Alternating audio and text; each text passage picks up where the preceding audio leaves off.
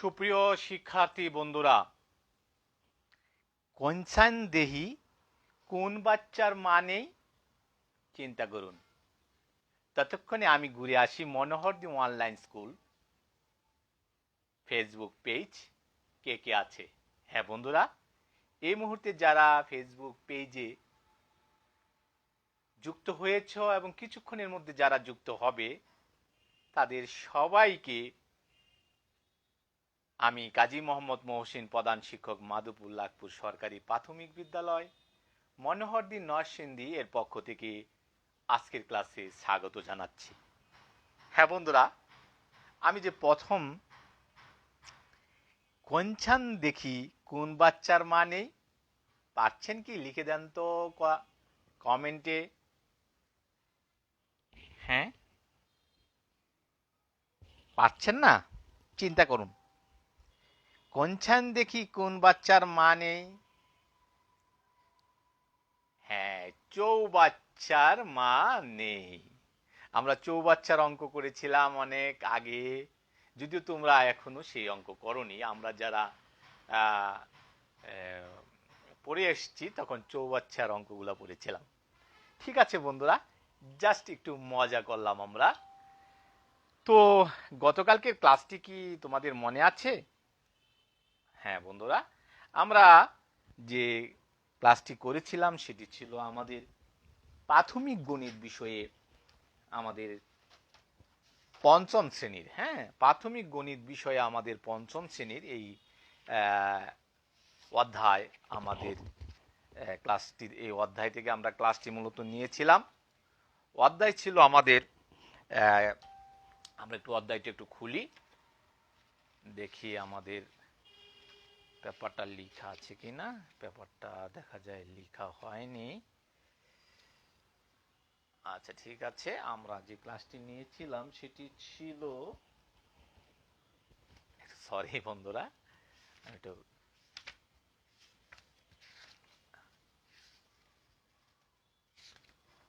আমরা উপাত্ত বিন্যস্তকরণ এই অধ্যায় থেকে আমরা মূলত আজকে ক্লাস নিব, অধ্যায় 13। হ্যাঁ, আজকে যে ক্লাসটি আমরা নিব সেটি হলো আমাদের বিষয় বস্তু ছিল উপাত্ত বিন্যস্তকরণ, এবং উপাত্ত বিন্যস্তকরণের আমরা একটি সমস্যা আজকে মূলত নিয়ে আলোচনা করব। সমস্যাটি হলো এই, সরি বন্ধুরা, এখানে লক্ষ্য করেছ যে একটি বিদ্যালয়ের পঞ্চম শ্রেণীর 20 জন শিক্ষার্থীর এক মাসের উপস্থিতি নিম্নরূপ। অর্থাৎ এখানে 20 জন শিক্ষার্থী, এই এক একজনে এক মাসে দেখা যাচ্ছে এক একজন এক, মানে কি বলবো যে কেউ 20 দিন, কেউ 25 দিন, কেউ 26 দিন, কেউ 18 দিন, 23 দিন, 10 দিন। হ্যাঁ, এই যে তোমরা লক্ষ্য করে দেখো। এবং এই তথ্যের আলোকে আমরা যে সমস্যাগুলো আজকে সমাধান করব। হ্যাঁ বন্ধুরা, তোমরা নিশ্চয়ই প্রস্তুত হয়ে আছো, যে খাতা কলম নিয়ে শুরু করে দিয়েছো অনেকে। যে উপাত্তগুলোর 5 শ্রেণী ব্যবধানে সারণীতে বিন্যস্ত করো, এবং কোন শ্রেণীর ব্যবধানে শিক্ষার্থীর সংখ্যা সবচেয়ে বেশি। তারপরে আছে ওই শ্রেণী ব্যবধানে শিক্ষার্থীর সংখ্যা শতকরা কত। আজকের এই বিষয়টি নিয়ে আমরা মূলত সমস্যা সমাধান করব। হ্যাঁ, অলরেডি জয়েন করেছে অনেকেই। আমাকে একটু কমেন্টে দেখা যাচ্ছে কিনা, সাউন্ড শোনা যাচ্ছে কিনা যদি একটু হেল্প করা হতো লিখে, তাহলে সকলে ভালো হতো। একটি কথা বলে রাখি যে এই ক্লাসটি সকলেই তোমরা তোমাদের ফেসবুক যে ইয়ে আছে, তোমাদের পেজ আছে, সেখানে তোমরা এটি কি করে ফেলো, তোমরা এটি শেয়ার করে ফেলো, কারণ যে কোনো প্রয়োজনে তোমাদের এই ক্লাসটি পুনরায় দেখতে হতে পারে। সেক্ষেত্রে একটি সহজ উপায় হলো তোমার পেজে সেটি সংরক্ষণ করা, এবং তোমার বন্ধুদেরকে সেটিও শেয়ার করে দিতে পারো, সবাইকে ট্যাগ করে দিতে পারো, তাহলে সকল বন্ধুরা সেটি পেয়ে যাবে। যদি তুমি ট্যাগ করলে সেটি যদি অসুবিধার কারণ না হয়ে থাকে। সাধারণত আমরা অনুমতি না দিয়ে কাউকে ট্যাগ করতে পারি না। তো বন্ধুরা, আমরা যেটি বলছিলাম যে ক নাম্বার নিয়ে আমরা প্রশ্নটি শুরু করে দেই। সমাধান। বন্ধুরা? তো আমাদের উপাত্তগুলো 5 শ্রেণী ব্যবধানে আমাদেরকে কি করতে হবে? সাজাতে হবে। তো এখানে দেখা যাচ্ছে যে প্রদত্ত উপাত্ত উপাত্তের মধ্যে যেটি খুঁজে বের করতে হবে ক্ষুদ্রতম সংখ্যা মধ্যে ক্ষুদ্রতম সংখ্যা কত আমরা আবারও দেখে নিই। লক্ষ্য করে দেখো, তোমরা দেখতে পাচ্ছ যে এখানে সবচেয়ে ক্ষুদ্রতম হলো 9। তাহলে আমরা এখানে 9 লিখি এবং বৃহত্তম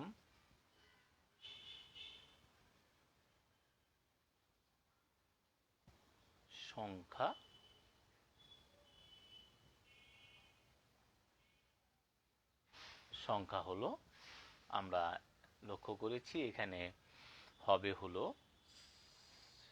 23, 26। হ্যাঁ, এই 26 হলো আমাদের সবচেয়ে বৃহত্তম এবং ক্ষুদ্রতম হলো 9। লক্ষ্য করেছ? তো এ হলো 26। এখন এই 9 থেকে আমরা 5 শ্রেণী ব্যবধানে আমরা যদি সেটিকে করতে চাই তাহলে আমরা এটি সরাসরি লিখতে পারি।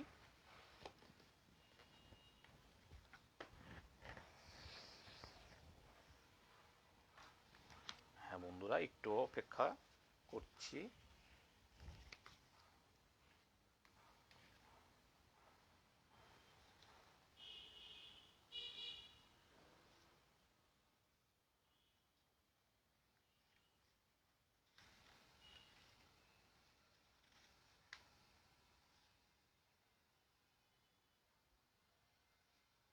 আমরা যদি 13 থেকে এই শ্রেণী 9 থেকে শুরু করি, তো 9 থেকে আমরা কত থেকে কত লিখতে পারি সেটি আমরা এখানে তৈরি করব এখন। তো চলো বন্ধুরা, আমরা শুরু করে দেই। এখানে যা করব সেটি হলো আমাদের একটি উপস্থিতির শ্রেণী ব্যবধানে কথাটা লিখে ফেলবো।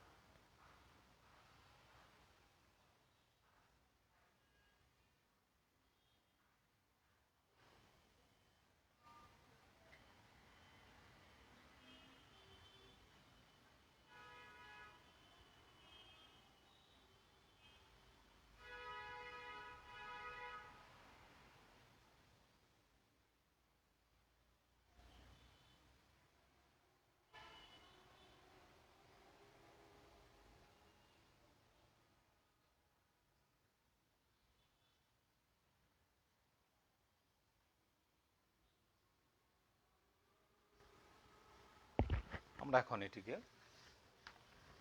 ছক তৈরি করে ফেলি।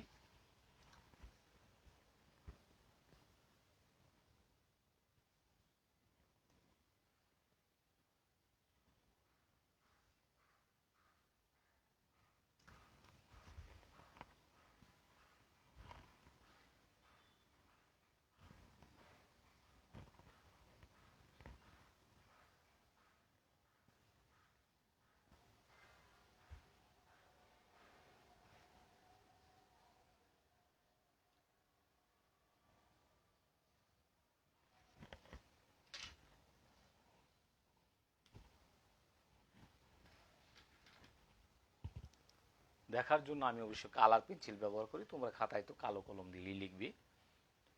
আমরা 9 থেকে 13, 9, 10, 11, 12, 13, দেখো 5টি করা আমি গুনে দেখিয়েছি, 5 শ্রেণী ব্যবধান। তারপরে হবে তোমার 14 থেকে 14, 15, 16, 17, 18, 18 হবে 19, 20, 21, 22, 23, 24, 25, 26, 27, 28।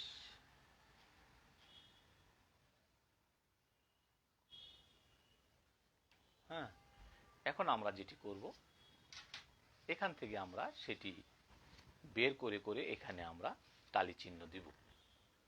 তো এখানে আমরা দেখব প্রথম যেটি 9 থেকে 13, 9 থেকে 13 এই 9 আছে, তারপরে মানে 12 এবং আছে, আমরা অন্য একটি কালার পেন্সিল ব্যবহার করি তাহলে দেখতে সুবিধা হবে। 9, 12, দুইটি, এই যে 12, এই যে একটি 10। হ্যাঁ, তাহলে আমরা পেয়েছি কয়টি? 4টি, 1, 2, 3, 4।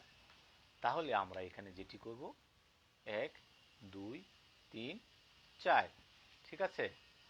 আচ্ছা, তারপরে আমরা যেটি করব 14 থেকে 18, 14 থেকে যখন 18 করব তখন আমরা এখানে দেখি 14 থেকে 18, তাহলে 17। হ্যাঁ, আরো আছে 14 থেকে 18,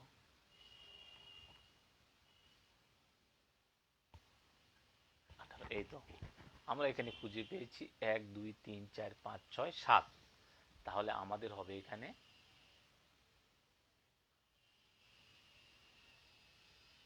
এই, তারপরে আমাদের আসবে আমাদের 19 থেকে 23, 19 থেকে 23 দেখি আমরা কয়টা আছে। আমরা এখানে 19 থেকে 23 একটা,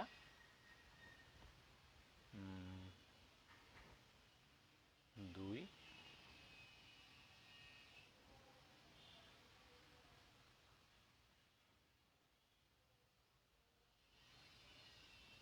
তাহলে আমরা এখানে পেয়েছি 1, 2, 3, 4, 1, 2, 3, 4, 5, এই 5টি আমরা পেয়েছি। আমরা এই 5টিকে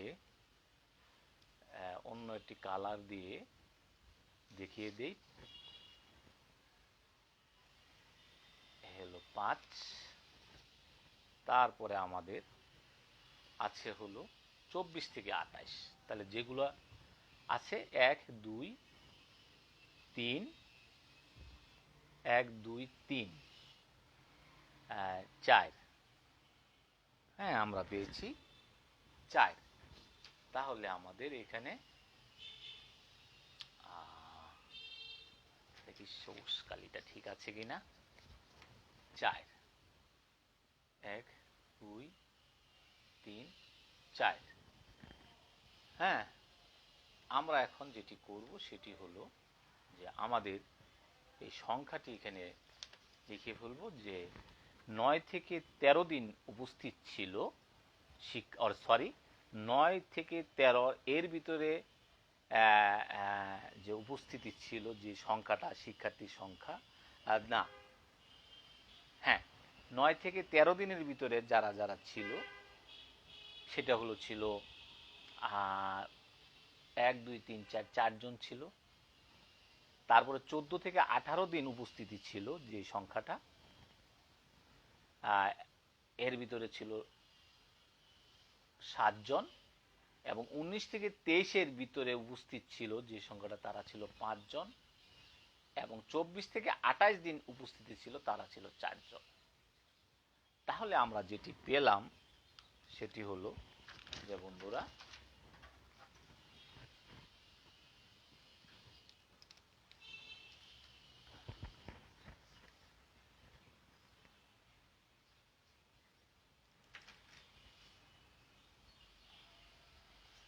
আমরা যেটা পেয়েছি মোট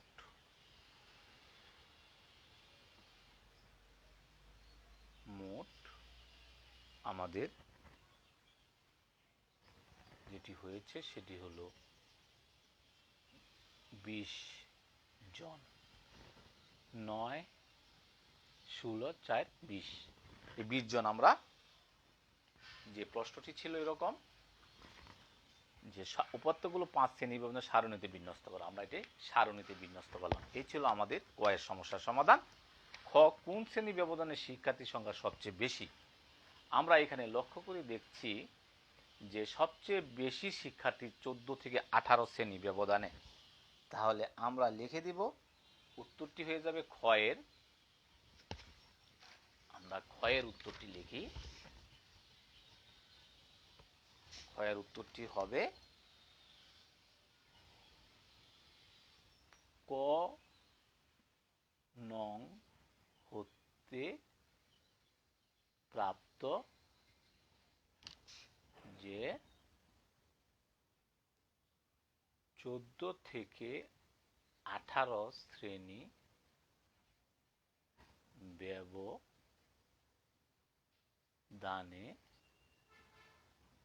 শিক্ষার্থী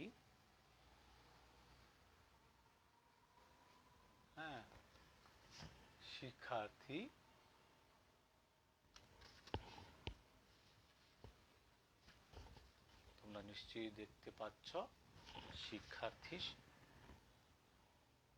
সংখ্যা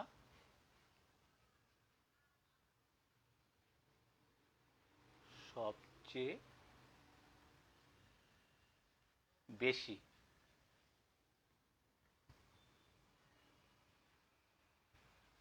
ঠিক আছে বন্ধুরা, এটি আমরা পেয়েছি এই ক নং যে সমস্যার সমাধান, সেখান থেকে আমরা লক্ষ্য করছি 7, এই যে এখানে 14 থেকে 18। তাহলে আমাদের ক নং এর যে উত্তরটি সেটি হয়ে গেল, খ নং হয়ে ক হয়ে গেল, খ হয়ে। এখন গ, ওই শ্রেণী ব্যবধানে শিক্ষার্থীর সংখ্যা শতকরা প্রকাশ করো। এখন আমাদের এই শ্রেণী ব্যবধানে যে 7 জন, এই 7 জনকে আমরা কি করব, আমরা 7 জনকে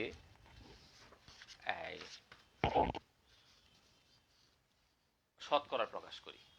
ঠিক আছে,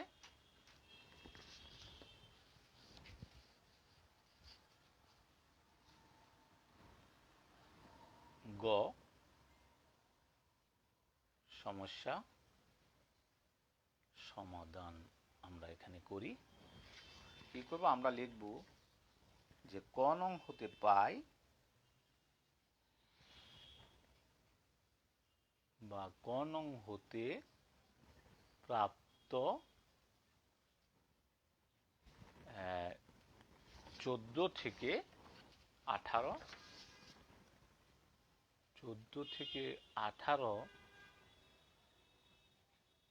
শ্রেণী ব্যবধানে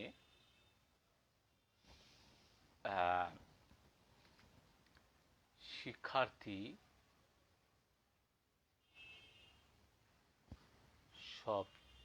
সর্বোচ্চ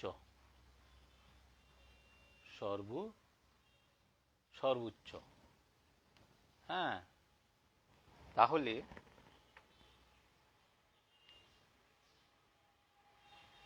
সর্বোচ্চ 7 জন, এবং দেওয়া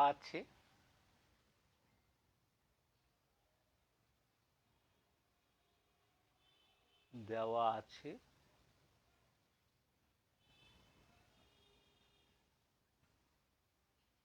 মোট শিক্ষার্থী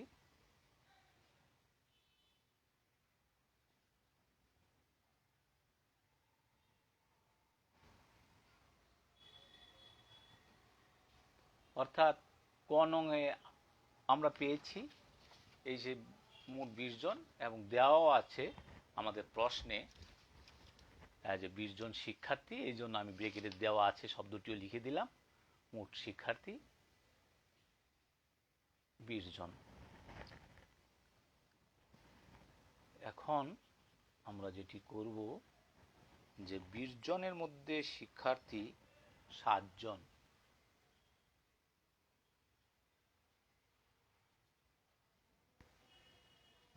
মধ্যে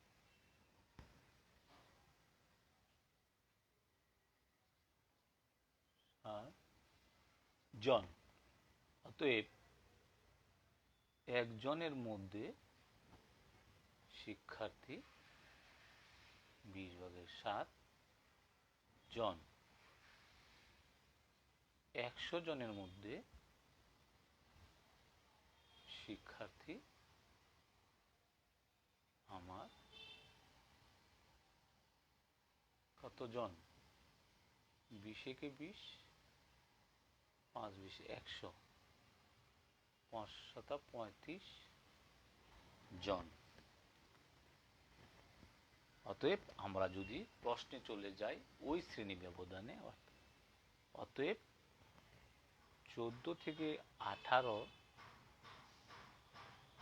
শ্রেণী ব্যবধানে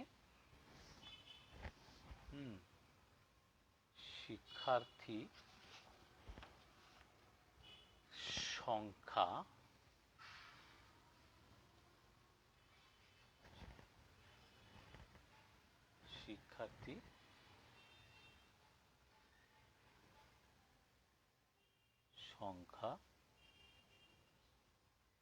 শতকরা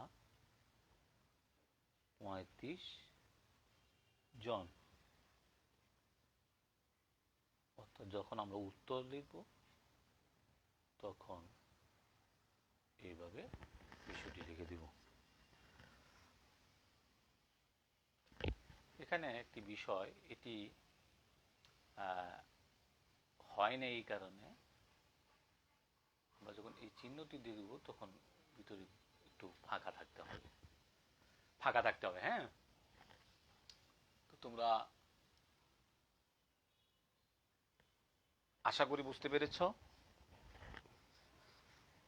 তো এমনি আগামী দিন ইনশাল্লাহ আরেকটি সমস্যা নিয়ে আমরা উপস্থিত হব। সে পর্যন্ত তোমরা অনুশীলন করতে থাকো এই ধরনের সমস্যা। এবং একটি কথা বলে রাখছি যে আমরা কোভিড-19 একটি ক্লান্তিকাল পার করছি এবং শীতকাল তোমরা খবরে বিভিন্নভাবে জানতে পেরেছ যে এই শীতকালে মানে